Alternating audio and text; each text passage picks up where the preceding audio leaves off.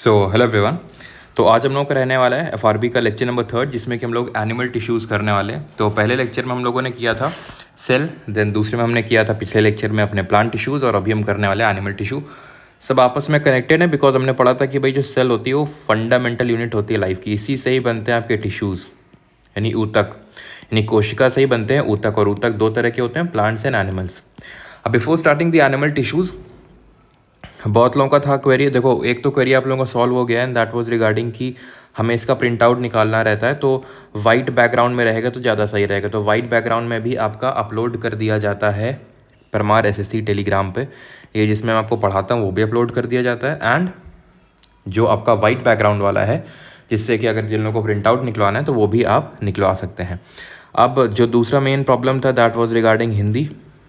ठीक है, तो देखो जेन्युइन बात यही है, क्योंकि मैं खुद इंग्लिश मीडियम से पढ़ा हूँ तो मैं कोशिश तो करता हूँ, ठीक है, कि हिंदी में मैं टर्म्स को बताऊँ। लेकिन हाँ, मैं इस बात को एक्सेप्ट करता हूँ, कहीं कहीं पे मैं भूल जाता हूँ बताना। ठीक है, एक तो पहली बात। दूसरी बात, ये माइंड मैप भी पूरा अगर हिंदी में हो सके तो बिल्कुल मैं इस पर पूरी कोशिश कर रहा हूँ कि इसको हिंदी में भी पूरा ट्रांसलेट करवा के आपको दे सकूँ, तो एटलीस्ट आप अपने सामने माइंड मैप रख के क्लास को कर सकें। वैसे मैं कोशिश तो करता हूँ कि भाई टर्म्स को हिंदी में बताऊँ, लेकिन अगर कहीं पे छूट जाता है गलती से मेरे से, तो फिर आप वो कह के आप उससे माइंड मैप से सप्लीमेंट कर सकते हो। तो उस पर भी मैं अभी काम कर रहा हूँ और वो भी आपको जल्दी मिल जाएगा। थोड़ा सा कोऑपरेट करिए। बाकी तो स्टार्ट करते हैं अभी। तो भाई टिश्यू हमें पता होना चाहिए। टिश्यू क्या है ना, जो सेल होती हैं डिफरेंट तरह की, जब वो आपस में मिलती हैं, स्पेशलाइज सेल मिलती हैं, तो उसको टिश्यू बना देती हैं, यानी कि ऊतक बना देती हैं। अब हमने पिछले लेक्चर में पढ़ा था प्लांट टिश्यू के बारे में, और यहाँ हम पढ़ने वाले एनिमल टिश्यू। प्लांट टिश्यू और एनिमल टिश्यू मैंने आपको मेन डिफरेंस वहीं पे टिश्यू वाले में ही बताया था। अच्छा, ये बताओ स्टडी ऑफ टिश्यू को क्या बोलते हैं? स्टडी, यहाँ पे मैं लिख देता हूँ, एक सेकेंड। स्टडी ऑफ टिश्यूज़ को क्या बोलते हैं, यानी ऊतक के अध्ययन को क्या बोलते हैं? तो ध्यान रखिएगा, जिस तरह से हमने पढ़ा था स्टडी ऑफ सेल को बोलते हैं साइटोलॉजी, वैसे इसके स्टडी को बोलते हैं हिस्टोलॉजी। ठीक है, study of tissues known as. भी स्टार्ट करते हैं। अभी एनिमल टिश्यू कई टाइप्स के होते हैं, यहाँ पे आप देख सकते हो। ठीक है, एपिथेलियल, नर्वस, मस्कुलर, कनेक्टिव। तो ये 4 इंपॉर्टेंट टाइप्स होते हैं एनिमल टिश्यू के, यानी कि जंतु ऊतक के। एक एक करके देखने वाले हैं। जैसे कि ये जो एपिथेलियल टिश्यू है इसको हम उपकला ऊतक बोलते हैं।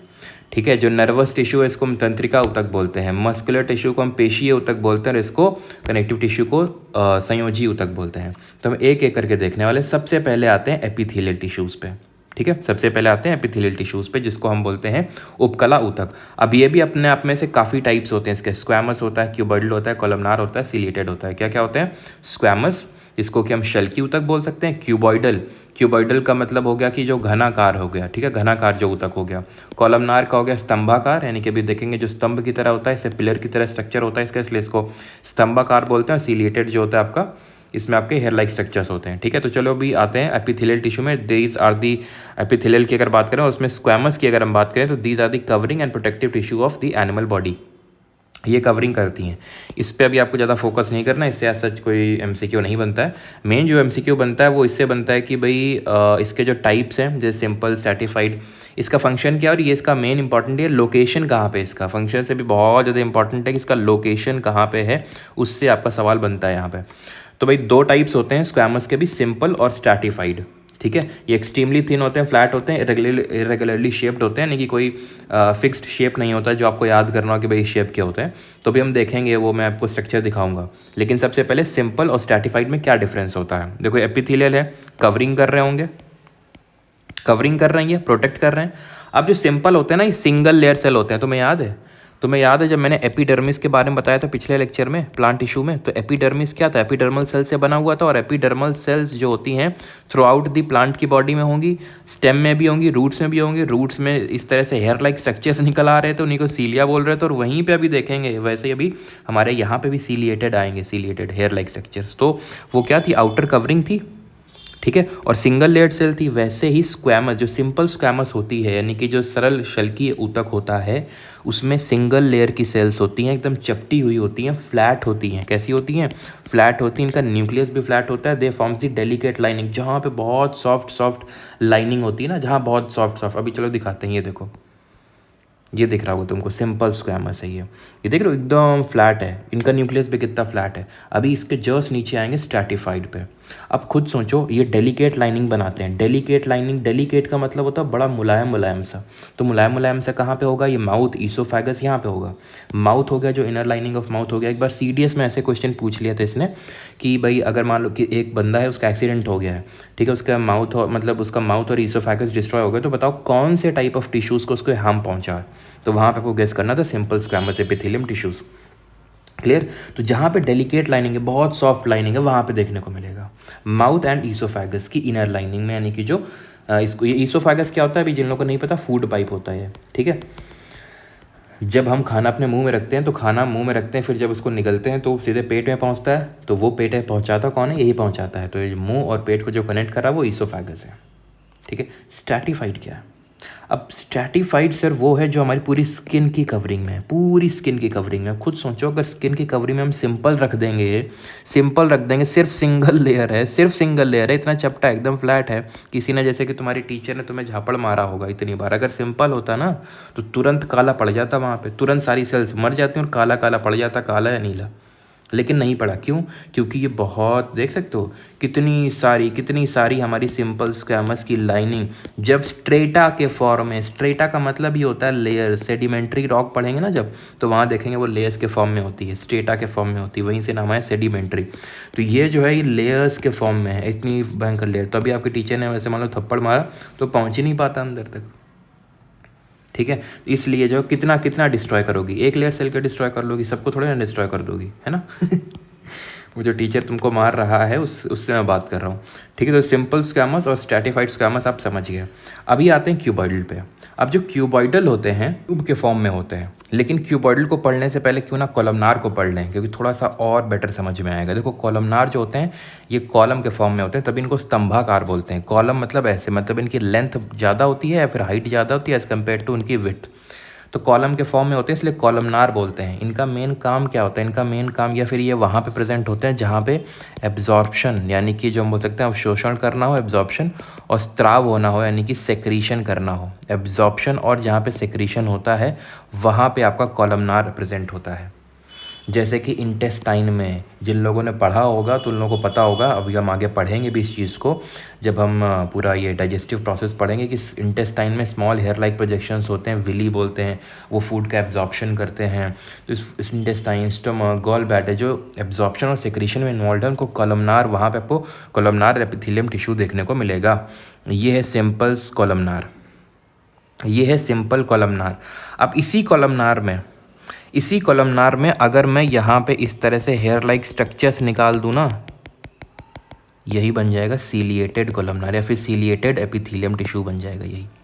तो कॉलमनार का एक एक्सटेंडेड फॉर्म है सीलिएटेड वाला, जिसमें कि सीलिया का मतलब ही हेयर लाइक स्ट्रक्चर होता है। जब भी तुम बाल, कोई तुमसे बोले बाल, तुम बोलो सीलिया, ठीक है।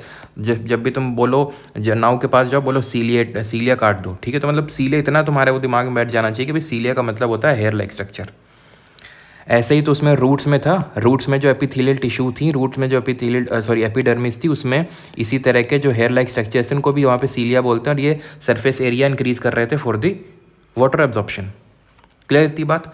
अब आते हैं, देखो कॉलमनार आपने देख लिया, ठीक है, सीलिएटेड कॉलमनार भी देख लिया। तो भाई सीलिएटेड कॉलमनार कहाँ कहाँ देखने को मिलेंगे? सीलिया जो होते हैं ना, ये किसी चीज़ को मूव करवाने में हेल्प करते हैं या फिर उसके लोकोमोशन में हेल्प करते हैं। जो चीज़ चल नहीं पाएगी खुद से, उसको चलाने में, आओ चलो कोई नहीं, हम तुमको यहाँ से यहाँ तक पहुँचा देंगे। कौन सी चीज़ को पहुँचा देंगे? नाक में हमारे होता है म्यूकस, ठीक है, और उसमें होते हैं हेयर लाइक स्ट्रक्चर्स। तो उन हेयर लाइक स्ट्रक्चर का काम ही यही होता है कि उस म्यूकस को ऐसे पुश करके कर करके बाहर निकाल दें। ऐसे ही जो हमारा एग होता है, जिसको हम ओवम बोलते हैं, इंदी जो हमारी फेलोपियन ट्यूब होती है और यूरेटर में, वो क्या करता है, उस एग को मूव करवाता है। जो हेयर लाइक स्ट्रक्चर्स हैं, इधर से इधर, इधर से इधर, हर हेयर जो है आपस में हल्का हल्का वाइब्रेट कर करके उस एग को पहुंचा देता है अपने डेस्टिनेशन पे। तो इस तरह से सीलिएटेड, अगर आप यहाँ पे ध्यान से देखें तो सीलिएटेड हैव सीलिया है like projections on surface which facilitates the movement of mucus, urine, egg etcetera. ये हो गया। बचता है क्यूबॉइडल। क्यूबॉइडल क्या होता है? क्यूबॉइडल एक तरह का मैकेनिकल टिश्यू है।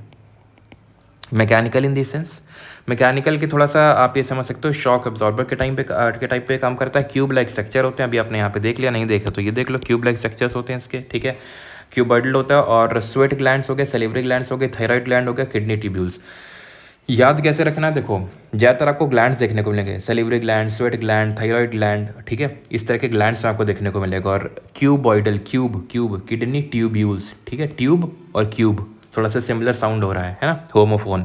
तो क्यूबॉइडल किडनी ट्यूब्यूल में भी आपको देखने को मिलेगा। तो हमने एपिथेलियल टिश्यू यानी कि जो उपकला ऊतक है, ऐसे ग्लैंडुलर एपिथेलियम भी होते हैं जो कुछ हमें ग्लैंड्स में देखने को मिलते हैं, लेकिन ये शायद ही पूछेगा। तो ग्लैंडुलर एपिथेलियम टिश्यू वहाँ पे देखने को मिलते हैं जहाँ पे कोई ना कोई एंजाइम का सेक्रीशन कर रहा है कोई ग्लैंड, जैसे कि पैनक्रियाज हो गया, पैनक्रियाटिक ग्लैंड्स हो गए, लिवर हो गया, ठीक है। तो वहाँ पे ये ग्लैंडुलर एपिथेलियम देखने को मिलता है जहाँ पे हमें कोई ना कोई ग्लैंड, इंपॉर्टेंट ग्लैंड होता है जो किसी ना किसी चीज़, किसी ना किसी एंजाइम को सेक्रीट कर रहा है। लिवर, पैनक्रियाज को हम जानते हैं ना एंजाइम के सेक्रेशन के लिए, ठीक है। अभी तो मैंने नहीं पढ़ा है, अगर आप एकदम बिगिनर है तो चीज़ आपको नहीं पता होगी, लेकिन अगर आपने पहले पढ़ा है तो आपको ये चीज़ पता होगी कि जो हमारे स्मॉल इंटेस्टाइन, जो स्मॉल इंटेस्टाइन होती है उसमें लिवर और पैनक्रियाज क्या करते हैं, एंजाइम्स को सेक्रेट करते हैं। तो वहाँ पे ग्लैंडुलर एपिथेलियम हो जाएगा, जो कि यहाँ पे नहीं लिखा हुआ, तो इस चीज़ को आप ऐड कर सकते हो।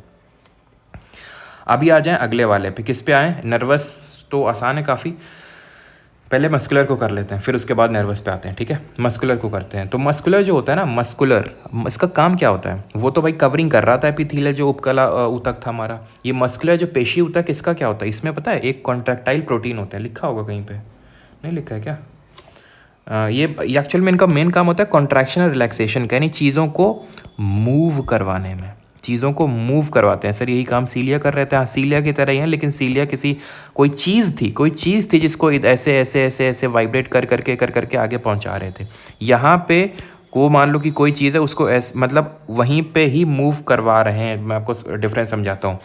कॉन्ट्रैक्शन रिलैक्सेशन में जैसे कि खाना खाया, खाना खाते हैं, ये ईसोफेगस है, फूड पाइप है, तो ये क्या करेगा, अगर ये आगे पीछे मूव नहीं होगा, एकदम रिजिड हो जाएगा, तो खाना हमारा मूव नहीं कर पाएगा ईसोफेगस से। तो अगर उसको मूव करना है तो इसको आगे पीछे मूव करना पड़ेगा। हमारी जो हार्ट होता है, हार्ट, ठीक है, जो हमारा हार्ट होता है जिसको हम कार्डियक सेल्स जहाँ पे पाई जाती हैं, तो जो हार्ट होता है उसको भी मूव करते रहना पड़ता है। जो लंग होता है उसको भी मूव करते रहना पड़ता है, ठीक है। जैसे हमारी बाइसेप्स हैं, ठीक है, तो जब हम जिम जाते हैं तो बाइसेप्स फुला फुला के देखते हैं, तो क्या है, उसको मूव करवा रहे हैं। तो अगर वहाँ पे मसलर टिश्यू नहीं होगा तो उसको मूव नहीं करवा पाएंगे, ठीक है। तो ये मूव करने में, कॉन्ट्रैक्शन और रिलैक्सेशन में हेल्प करती हैं, चीज़ ध्यान रखिएगा, ठीक है।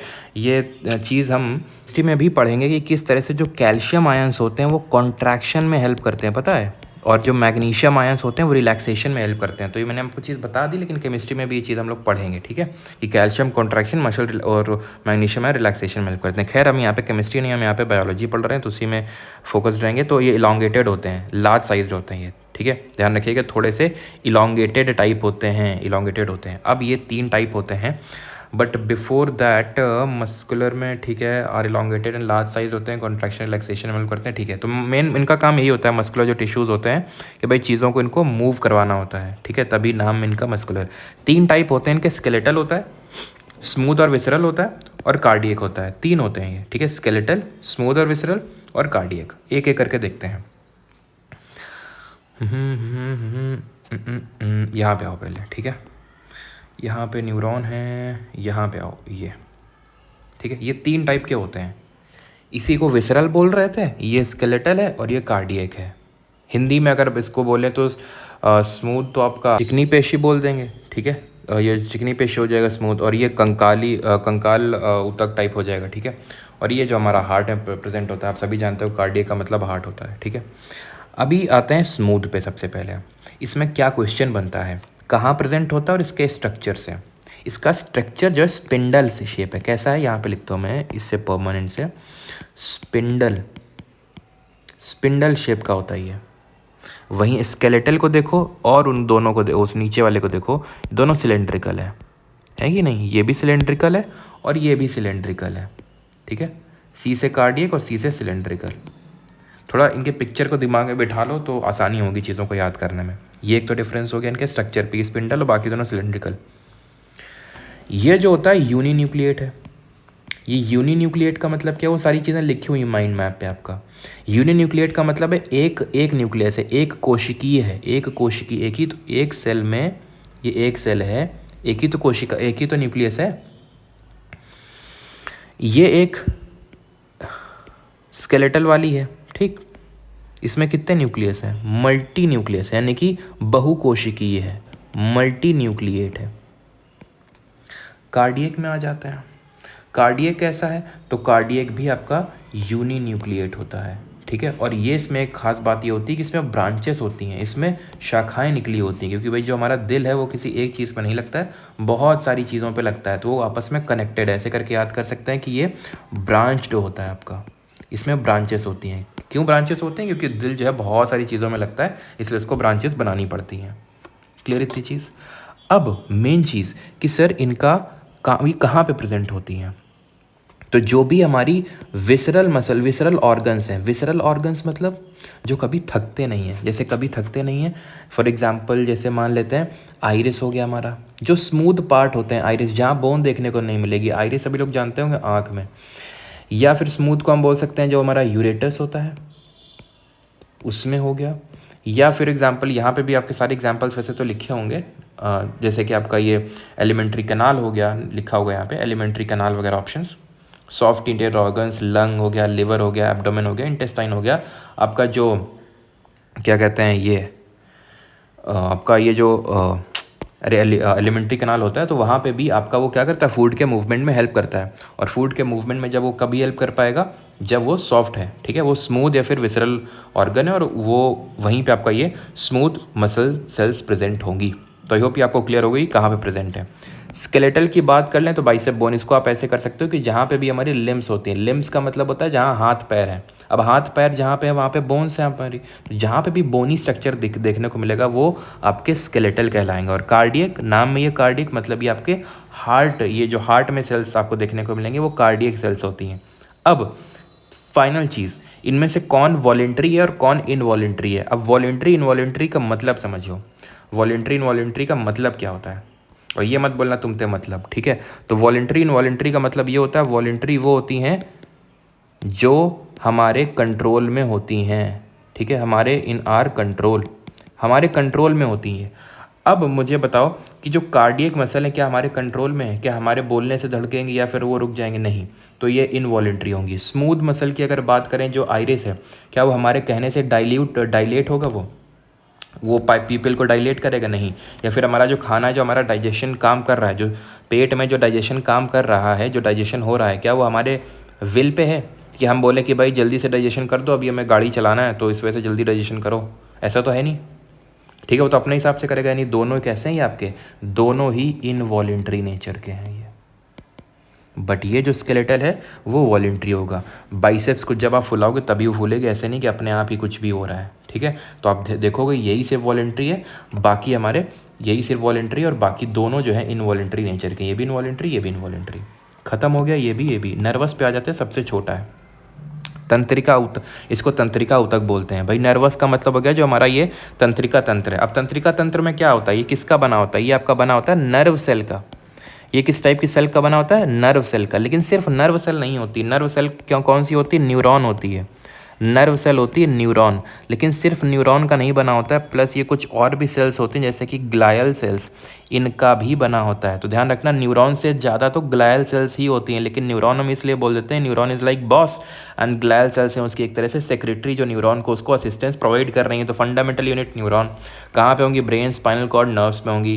काम क्या होता है, काम होता है सेंस स्टिमुलाई, जैसे touch, smell, taste, hearing, sight, इन सब का काम होता है।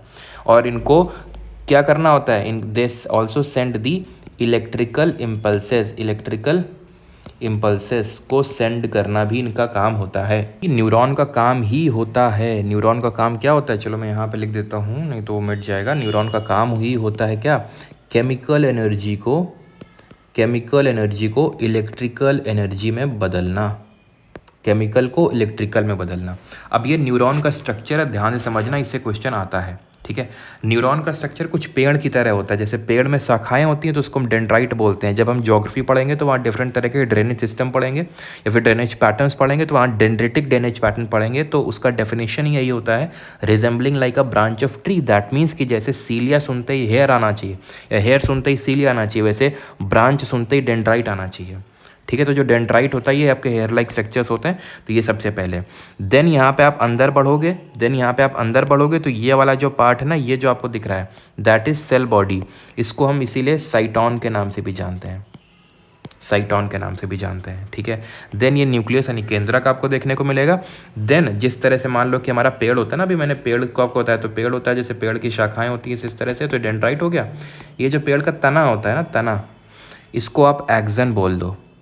ये जो होता है ना न्यूरॉन का जो तना होता है, ये न्यूरॉन की लंबी सी आपको जो दिख रही है, इसको उसका एक्सन बोलते हैं। क्या बोलते हैं उसको? उसका एक्सन बोलते हैं, ध्यान रखिएगा, ठीक है। तो ये एक्सन हो गया।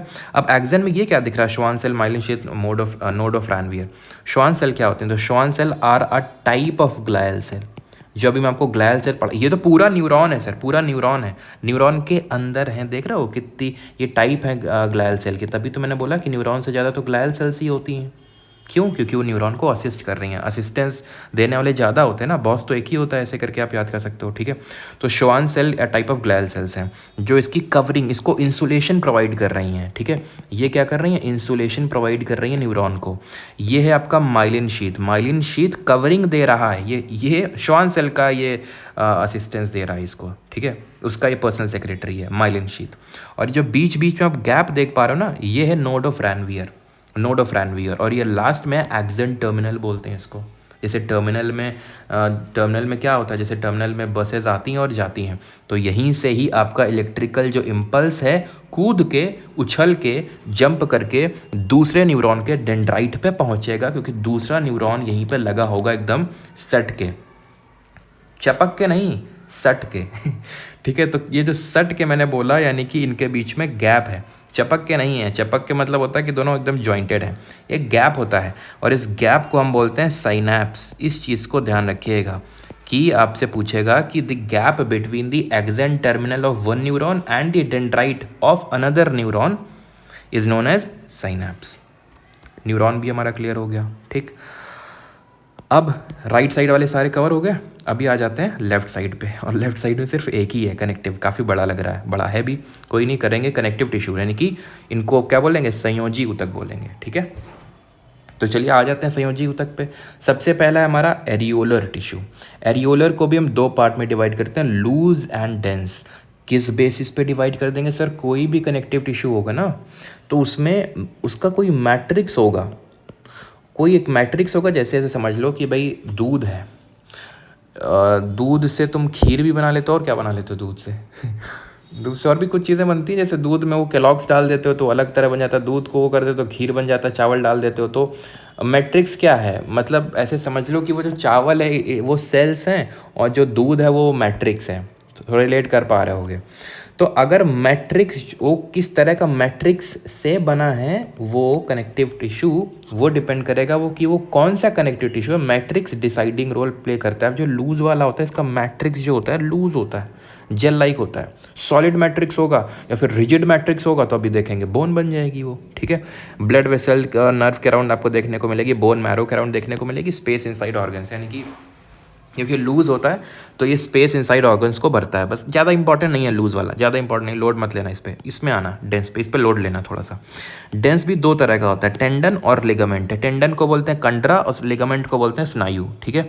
अब काम क्या होता है? काम, क्योंकि भाई कनेक्टिव है तो कनेक्ट कर रहे होंगे। अब जैसे मस्कुलर टिश्यू थे तो वो क्या थे? वो मूवमेंट में हेल्प कर रहे थे। एपिथेलियम वाले क्या कर रहे थे? कवरिंग प्रोवाइड कर रहे थे। ये क्या कर रहे हैं? ये क्या कर रहे हैं? ये कनेक्ट कर रहे हैं। तो टेंडन और लिगामेंट किसको किससे कनेक्ट कर रहे हैं? तो अभी दिखाते हैं किसको किससे कनेक्ट कर रहे हैं। आ जाओ यहाँ पे, ये देखो। तो यहाँ पे आपको दिख रहा है ना ये कि ये जो लिगामेंट है किसको कनेक्ट कर रहा है? ये बोन को बोन से कनेक्ट कर रहा है ये लिगामेंट। और जो टेंडन है वो किसको कनेक्ट कर रहा है? ये मसल को किससे कनेक्ट कर रहा है? बोन से, ठीक है। मसल को बोन से कनेक्ट करने का काम टेंडन का, और बोन से बोन का काम किसका? लिगामेंट का। तो इसको मैं याद करवाता हूँ, आप में से काफ़ी लोगों को याद भी होगा, MTB। हम लोग एक MTB करके एक, अभी पता नहीं आता है कि नहीं आता है, ठीक है, हमारी फेवरेट सनी देओल जी आते थे इसमें। तो MTV जो होता है, MTV करके आता था, जिसमें टास्क दिए जाते थे लोगों को, ठीक है, लेकिन टास्क से किसी को ही मतलब था फोकस तो कहीं और था। तो MTV में आपको क्या करना है? V को हटा देना है और क्या कर देना है? यहाँ पे B ऐड कर देना है। तो ये टेंडन हो गया जो मसल को बोन से ज्वाइन कर रहा है। तो जो आपका लिगामेंट हो जाएगा तो वो ऑब्वियस ये बात है, वो बोन से बोन हो जाएगा। क्लियर हो गया इतना? और जो, ठीक है, अभी के लिए इतना ही, ये बाद में देखेंगे। अभी कार्टिलेज वगैरह जो बोन की सरफेस को क्या करता है, बोन के जॉइंट्स को स्मूदन करता है। ठीक है, जैसे ये भी हमारा क्या होगा, ये भी हमारा लिगामेंट होगा। क्यों? क्योंकि ये बोन को बोन से जोड़ रहा है। सिंपल, क्लियर इतनी बात? तो इतनी बात अगर क्लियर है तो फिर आगे बढ़ते हैं। ठीक है, किसको कनेक्ट करता है, और ये बस इसमें यही याद रखना किसको कनेक्ट करता है। अभी आते हैं आपके एडिपोज टिश्यू पे। एडिपोज जो टिश्यू होता है ना, ये एडिपोसाइट नाम के सेल से बना होता है। एडिपोसाइट, साइट का मतलब होता है सेल। इसका बहुत इंपॉर्टेंट है ये। It is round and Oval, contain large fat droplets below the skin, होता है मैकेनिकल शॉक से प्रोवाइड करते हैं इंसुलेशन के। जो चमड़ी होती है ना आपकी, चमड़ी पतली होगी मोटी होगी, बोलते हैं ना मोटी चमड़ी का आदमी है, इसको कुछ भी बोलो फ़र्क ही नहीं पड़ता है। मोटी चमड़ी का मतलब उसमें एडिपोज टिश्यू भर भर के हैं, इसका मतलब ये है।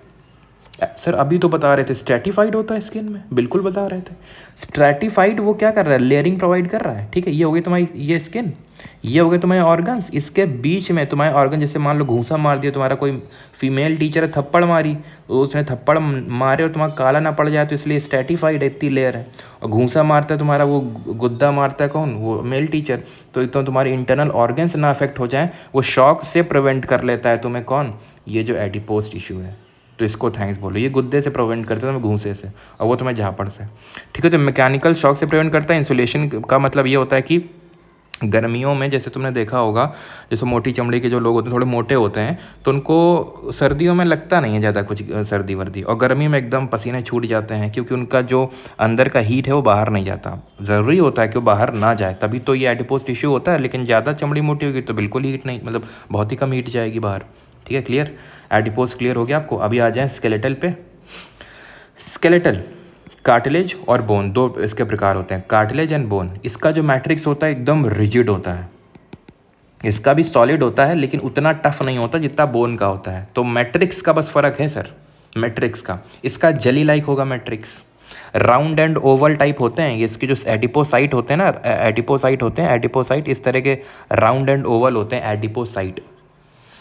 कार्टिलेज क्या होते हैं, बोन्स क्या होते हैं? तो बोन सबको पता है, कार्टिलेज क्या होते हैं? They are flexible, widely spaced out, present in ear, pinna, nose tip, trachea, larynx. बहुत आसान है, तुम अपनी नोज की टिप अभी छुओ, कान छुओ। पिन्ना क्या होता है? ये पिन्ना जहाँ बाली पहनी जाती है। ठीक है, फिर पूरा ही कान आप देख लो तो वहाँ पे आपको देखने को मिलेगा क्या, ये कार्टिलेज देखने को। ट्रैकिया लैरिंग्स में, अब ट्रैकिया लैरिंग्स में कहाँ देखने को मिलेगा, अभी दिखा देते हैं। वैसे तो वहाँ पे भी देखेंगे, रेस्पिरेटरी सिस्टम जब पढ़ेंगे तो ये देख सकते हो। ये पूरा ट्रैकिया है, और इसका जो ऊपर पार्ट होता है ट्रैकिया, उसको लैरिंग्स बोलते हैं। तो ये जो लाइन्स दिख रही है ना, ये जो लाइन्स दिख रही हैं आपको, इनको बोलते हैं रिंग्स ऑफ कार्टिलेज। अब जैसे मैंने सांस लिया, अभी कार्टिलेज नहीं, पता चला चपक गया लैरिंग, ये ट्रैकिया, ले ख़त्म। ठीक है, तो ये ना हो इसलिए क्या है यहाँ पे आपका रिंग्स ऑफ कार्टिलेज, पूरे में रिंग्स ऑफ कार्टिलेज देखने को मिलेगा। कार्टिलेज जो होता है बोन की तरफ हार्ड भी नहीं होता है, और बहुत स्किन की तरह सॉफ्ट भी नहीं होता है। वो आपको पता चल जाएगा। जैसे आपका कान मोड़ता था टीचर, तो कान ऐसा तो नहीं मुड़ गया, लो भैया टूट गया कान, या फिर कान वहीं का वहीं हो गया, अब ओरिजिनल पोजीशन पे आ ही नहीं रहा है। तो ये होता है आपका कार्टिलेज, जिसको हिंदी में क्या बोलते हैं, उपास्थि बोलते हैं, उपास्थि। ठीक है, तो ये कहाँ प्रेजेंट है वो इंपॉर्टेंट है। अभी आ जाते हैं बोन पे। इसका मैट्रिक्स बहुत हार्ड होता है। इसका मैट्रिक्स हार्ड क्यों होता है? क्योंकि इसका जो मैट्रिक्स होता है वो बना होता है कैल्शियम का और फॉस्फोरस का। कैल्शियम और फॉस्फोरस का इसका बना होता है क्या, मैट्रिक्स, इसलिए बहुत हार्ड होता है। काफ़ी लोग बोलते हैं सर जो आप लिखते हैं उसके साथ प्रोवाइड कर दिया करिए। देखो कुछ तो खुद से भी कर लेना चाहिए, मुझे ऐसा लगता है। ठीक है, कि इसका अगर आप प्रिंट आउट निकलवा रहे हैं अगर, ठीक है, तो थोड़ा तो यार इसमें ऐड कर ही सकते हो अपने हिसाब से। कहो तो घर में डिलीवर करवा दें, एकदम वही लिखा हुआ। बोन्स की अगर बात करें तो काफ़ी स्ट्रांग होती हैं, नॉन फ्लेक्सिबल होते हैं, हार्ड एंड रिजिड होती हैं, supports the body and provide shape. अब बोन्स जो होती है ना, ये नहीं होगा तो मैं इस पर अलग से जब वो वन शॉट हम करेंगे तो उसमें इस चीज़ को मैं आपको बता दूंगा। ठीक है, कि हमारा जो पूरा स्केलेटल सिस्टम है वो किस में डिवाइडेड, और वो पेल्विक बोन क्या होती है, गर्डल बोन क्या होती है, सब। ठीक है, लेकिन उतना वो इंपॉर्टेंट भी नहीं है, इसलिए मैंने यहाँ पे इंक्लूड नहीं किया। तो सपोर्ट करता है बॉडी को। जैसे फॉर एग्जाम्पल मान लो किसी ने छाती में घूंसा मारा, ठीक है, चेस्ट में अगर मान लो किसी ने घूसा मार दिया तुम्हारे टीचर ने, तो वो जो हमारे इंपॉर्टेंट है, लिवर हो गया, ठीक है, लिवर थोड़ा सा नीचे हो गया, लंग्स हो गया आपके, हार्ट हो गया, तो अगर हल्का सा भी अगर चोट लग जाएगा ना तो फंक्शन करना बंद कर सकते हैं। तो इसीलिए पूरा स्केलेटल सिस्टम, ठीक है, अब पूरा जो स्केलेटल सिस्टम है वो बना हुआ है ना इस तरह से। हमारे क्या है, इस तरह से हमारा पूरा रिब केज बना हुआ है, जहाँ पे हार्ट है अंदर, जहाँ पे लंग्स है अंदर, है ना, तो पूरा रिब केज बना हुआ है बोन्स का। तो बोन का काम ही होता है इन चीज़ को प्रोटेक्ट करना, वाइटल ऑर्गन। जैसे कि अब बोन सिर्फ यहीं तो होती नहीं, हमारे सिर में भी होती हैं बोन्स, हम देखेंगे क्रेनियल बोन्स, फेशियल बोन्स। ठीक है, फेशियल फेस में होती है, क्रेनियल आपकी सिर में होती है। ऊपर होती है। तो वो हम जब ब्रेन टॉपिक पढ़ेंगे तो वहाँ पे देखेंगे कि बोन जो है पूरे हमारे जो वाइटल ऑर्गन्स होते हैं उनको प्रोटेक्ट करने का काम होता है। अब जो बोन्स होते हैं इससे क्या क्या क्वेश्चन बन जाते हैं कि सबसे स्ट्रॉन्गेस्ट कौन है, लॉन्गेस्ट कौन है, ठीक है। और यहाँ पे आप देख पा रहे हो कि बोन है ये, ठीक है, बोन कार्टिलेज। तो बोन में क्या क्या क्वेश्चन बन सकते हैं कि टोटल बोन्स होती कितनी हैं।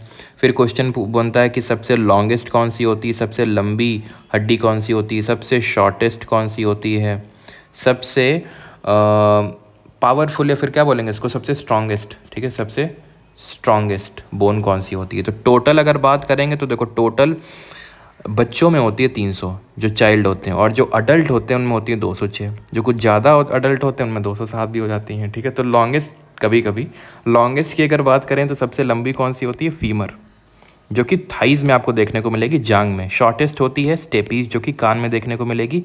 3 बोन्स होती हैं हमारी ईयर में, मैलियस, इनकस, स्टेपीज। उसमें से स्टेपीज जो है आपकी सबसे छोटी होती है। स्ट्रॉन्गेस्ट की अगर बात करेंगे तो जो जबड़े की हड्डी होती है, जो जॉ बोन होती है, वो सबसे आपकी स्ट्रॉन्गेस्ट होती है। तो ये आपको याद रखना है बोन के रिगार्डिंग। और बोन की स्टडी को क्या बोलते हैं, ऑस्टियोलॉजी बोलते हैं। बाकी तो जब स्केलेटल सिस्टम थोड़ा पढ़ेंगे तो वहाँ पे बता दूंगा हार्ट में, ये हाथ में कौन कौन सी होती हैं सारी चीज़ें। बाकी ब्रेन में तो हम कवर करेंगे ही बोन को कि वहाँ पे कौन सी होती है। तो यहाँ पे आप बोन देख सकते हो, ठीक है। बोन का स्ट्रक्चर होता है, यहाँ पे बोन मैरो होता है, और इसी बोन मैरो में हम देखेंगे कि जो हमारा एक तरह से खून है, जो रक्त है, जो ब्लड है, वो बनता है। ये कार्टिलेज है। कार्टिलेज का पता है फंक्शन ये भी होता है कि जो ये बोन होता है, बोन के जो जॉइंट्स होते हैं उसकी सरफेस को स्मूदन करने का भी काम होता है इसका, ठीक है, क्लियर है। तो इसको स्मूदन करने का भी काम होता है कार्टिलेज का। तो ये हमने पढ़ लिया स्केलेटल वाला भी। अभी आते हैं फ्लूइड कनेक्टिव टिश्यू पे। आखिरी टाइप है हमारा फ्लूइड कनेक्टिव टिश्यू। 2 चीज़ें पढ़नी है, ब्लड एंड लिम्फ। ब्लड पे आते हैं तो सबसे पहले ब्लड की स्टडी को क्या बोलते हैं, ब्लड की स्टडी को क्या बोलते हैं, ब्लड की स्टडी को बोलते हैं हिमाटोलॉजी। अभी मैं क्वेश्चन आपसे पूछ नहीं रहा हूँ, ठीक है, लास्ट में पूछूंगा आपसे एक क्वेश्चन। तो हिमाटोलॉजी बोलते हैं। हिपैटोलॉजी होता है वो लिवर की स्टडी होता है। तो खैर ब्लड पे आते हैं। तो ब्लड के 2 कंपोनेंट होते हैं, लिक्विड एंड सॉलिड। और ब्लड, अभी हम यहाँ पे ब्लड ग्रुप और ये सब ब्लड सर्कुलेशन नहीं पढ़ी। जब ब्लड सर्कुलेशन पढ़ेंगे हार्ट वगैरह तो वहाँ पे मैं आपको ब्लड ग्रुप वगैरह पढ़ाऊंगा, वो कार्ल लैंडस्टीनर और वो A B O ये सब, ठीक है। अभी सिर्फ ब्लड पे के जो कंपोनेंट्स है उस पर फोकस करना है। तो 2 कंपोनेंट होते हैं, एक तो लिक्विड तरल और एक सॉलिड होता है ठोस। जो तरल होता है आपका वो उसमें होता है प्लाज्मा। ये लिक्विड जो देखो 2 कंपोनेंट होते हैं, लिक्विड और सॉलिड। तो लिक्विड कंपोनेंट प्लाज्मा का बना होता है। प्लाज्मा खुद 92% वाटर, यानी कि मेन तो वाटर है इसमें, और बाकी का 8% हार्मोन, प्रोटीन एंड सॉल्ट आपको देखने को मिलेंगे। येलोइश कलर का फ्लूइड होता है, आपने देखा होगा कोविड के टाइम पे काफ़ी डिमांड थी इसकी। देन सॉलिड कंपोनेंट की अगर बात करें तो 3 कंपोनेंट होंगे, RBCs, WBCs and platelets. RBCs का मेन काम क्या होता है, तो आरबीसी जो होते हैं रेड होते हैं, रेड ब्लड सेल्स हैं, यानी लाल रक्त कोशिकाएं हैं। रेड होती हैं ड्यू टू हीमोग्लोबिन, जो यहाँ पे इसमें एक हीम नाम का कंपाउंड होता है which has a very high affinity for oxygen. Very high affinity for oxygen. High affinity for oxygen का मतलब है कि बहुत प्यार है इसको ऑक्सीजन से। तो जैसे ही ऑक्सीजन देखता है तुरंत उसको खोपचे में लेके डिलीवर कर देता है। कहाँ पे, माइटोकॉन्ड्रिया के पास। हर एक सेल में जो माइटोकॉन्ड्रिया है, बिकॉज वहीं पे ही तो रेस्पिरेशन होगा और आपकी एनर्जी जनरेट होगी। जरा बताइए एनर्जी करेंसी ऑफ सेल क्या होती है आपकी। तो ये ट्रांसपोर्ट करता है ऑक्सीजन को, अभी मैंने बता दिया कैसे। अब ये जो होते हैं बाइकॉनकेव और डिस्क शेप होते हैं, यानी कि कुछ इस तरह से, ऐसे मान लो कि तुम कोई गोली लो, ठीक है, कोई मतलब टैबलेट लो, उसको बीच से दबा दो तो जो शेप निकल के आएगा ना वो बाइकॉनकेव होगा या फिर डिस्क शेप होगा। डिस्क की शेप की होती है, बाइकॉनकेव शेप होता है। इसको इराइथ्रोसाइट बोलते हैं, र और र, इराइथ्रोसाइट, आरबीसी और आइथ्रोसाइट्स। लाइफ स्पैन होता है 120 दिन का, और ये जो है जब ख़त्म हो जाती है, इसकी डेथ हो जाती है, तो ये स्प्लीन में चला जाता है, जिसको कि स्प्लीहा के नाम से जानते हैं हिंदी में। क्या बोलते हैं, स्प्लीहा। तो इसीलिए ग्रेव यार्ड यानी कि आरबीसी की कब्र बोलते हैं स्प्लीन को, ठीक है। 120 दिन का समय अवधि होता है। अभी आ जाते हैं WBCs पे, वाइट ब्लड सेल्स पे। तो ये हमें इन्फेक्शन से प्रिवेंट करता है, जैसे कि कोई हार्मफुल बैक्टीरिया वगैरह आ गया तो उसके अगेंस्ट हमें ये डिफेंस मैकेनिज्म प्रोवाइड करता है, ठीक है। It is formed in the bone marrow. RBC भी बोन मैरो में ही बनता है, बोन मैरो, ठीक है, जो अस्थि मज्जा होता है वहीं पे बनता है। टाइप्स की अगर बात करें, WBC को बोलते हैं ल्यूकोसाइट हैं, जैसे उसको इरेथ्रोसाइट बोलते हैं, इसको ल्यूकोसाइट बोलते हैं। लेकिन मोनोसाइट, लिम्फोसाइट, न्यूट्रोफिल, बासोफिल, योसिनोफिल, ये क्या है, WBCs के टाइप्स हैं ये। लाइफ स्पैन इसका 12 से लेकर 20 दिन तक का होता है। WBCs का मेन काम डिफेंस मैकेनिज्म, इसका मेन काम ऑक्सीजन का सप्लाई करना। आखिरी आ जाते हैं प्लेटलेट्स। ये जो है ब्लड क्लॉटिंग में हेल्प करता ही है, खून का, रक्त का थक्का, और ये खासकर इंसानों में जैसे जो ब्लड वगैरह होता है तो बाकी भी ऑर्गेनिज्म में देखने को मिलता है, लेकिन प्लेटलेट वाला कंपोनेंट स्पेशली हमें ह्यूमंस में देखने को मिलता है। और ब्लड ज़रूरी नहीं कि लाल ही हो, जैसे कॉकरोच वगैरह होते हैं उनमें कॉकरोच और केकड़े वगैरह होते हैं उनमें खून थोड़ा नीला कलर का होता है, ब्लूइश कलर का होता है, बिकॉज उनके में आयरन नहीं होता। जैसे हमारे में आरबीसी में क्या होता है, रेड क्यों होता है, ड्यू टू हीमोग्लोबिन जिसमें आयरन है आपका Fe है, लेकिन उनके में कॉपर होता है, तो उस कॉपर की वजह से उनका खून नीला हो जाता है। प्लेटलेट्स से अगर बात करें तो ये ब्लड क्लॉटिंग यानी खून का थक्का जमने में हेल्प करते हैं। विटामिन भी एक होता है, विटामिन के जो ब्लड की क्लॉटिंग में हेल्प करता है, लेकिन यहाँ पे हम ब्लड के कंपोनेंट की बात कर रहे हैं। तो ब्लड का कंपोनेंट जो ब्लड क्लॉटिंग में हेल्प करता है प्लेटलेट्स। जैसे कि मान लो कि कहीं चोट लगी तो अगर प्लेटलेट होगा तो खून का थक्का जम जाएगा और वो खून बाहर नहीं जा पाएगा, लेकिन अगर नहीं खून का थक्का जमा, बाहर जाता जाएगा जाता जाएगा जाता जाएगा and it can become fatal. ठीक है, यानी हमारी डेथ भी हो सकती है। इसको थ्रोम्बोसाइट्स के नाम से जानते हैं। लाइफ स्पैन 7 से 10 दिन रफली होता है। और ये फाइनल चीज़ आप, और इसमें कोई शेप नहीं होता है, यहाँ पे लिखा होगा, आई थिंक नहीं लिखा है, ध्यान रखना, ये इरेगुलरली शेप होते हैं। ठीक है, इनका कोई शेप नहीं होता है, इरेगुलरली शेप होते हैं, बस इन्हीं का शेप होता है डिस्क या फिर बाइकॉनकेव शेप का। अच्छा, कभी आपसे ऑर्डर में लगाने को पूछ दे कि इनके नंबर के बेसिस पे, तो ध्यान रखना आरबीसीज जो होते हैं, रेड ब्लड सेल्स, वो सबसे ज़्यादा होते हैं, देन आती हैं प्लेटलेट्स एंड देन आती हैं WBCs यानी वाइट ब्लड सेल्स। स्टडी को मैंने लिख दिया, हिमाटोलॉजी बोलते हैं। ठीक है, एंड अभी आ जाते हैं लिम्फ पे, जो कि हमारा लास्ट है। लिम्फ को हिंदी में बोलते हैं लसिका। लिम्फ क्या होता है? लिम्फ कुछ नहीं यार, बस लिम्फ वो पार्ट ऑफ ब्लड है जिसमें आरबीसी नहीं है, वो पार्ट ऑफ ब्लड है जिसमें रेड ब्लड सेल्स नहीं, बस इतना याद रखो। इसमें WBCs होता है, इसमें RBCs नहीं होते हैं, WBCs सिर्फ होते हैं। तो यानी ये डिफेंस मैकेनिज्म प्रोवाइड करेगा। कलरलेस फ्लूइड होता है, रेड होता है अगर आरबीसी होता है तो, क्योंकि एक्चुअली में मैंने आपको बताया था इस तरह से होल्स होते हैं जिससे निकलता है ब्लड। देन क्योंकि इतना छोटा होल होता है कि उससे आरबीसी जो बाइकॉनकेव शेप की होती है वो नहीं निकल पाती हैं, तो पूरा ये अलग कैपिलरी सिस्टम डेवलप हो जाता है जिसको लिम्फेटिक सिस्टम बोलते हैं। वो सब में डीप में नहीं जाना, बस ध्यान रखना ये कलरलेस होता है, WBCs होती हैं, RBCs नहीं होती, जिसकी वजह से डिफेंस मैकेनिज्म प्रोवाइड करता है। ठीक है, तो RBCs नहीं होंगे और ब्लड जो प्रोटीन्स होते हैं वो भी इसमें एब्सेंट होंगे। ख़त्म हो गया टॉपिक। ठीक है, ख़त्म हो गया टॉपिक। कुछ बच तो नहीं रहा है? नहीं। अब आपके लिए क्वेश्चन आपके लिए छोड़ जाते हैं, आप उस क्वेश्चन का आंसर देंगे। एंड क्वेश्चन है आपके लिए, अगर मान लो कि किसी का एक्सीडेंट हो गया, ठीक है, किसी का एक्सीडेंट हो गया बंदे का, और मैं बोल रहा हूँ कि उसका पूरा स्किन जो है वो ब्लैक हो गया, पूरा ब्लैक हो गया, उसका स्किन जो है खरोच गया, सब कुछ एकदम, है ना, एकदम स्किन उसकी बेकार हो गई। तो बताओ उसके कौन से टाइप ऑफ टिश्यूज़ हैम्पर हुए हैं, ये आपको कमेंट में बताना, आपके लिए होमवर्क है।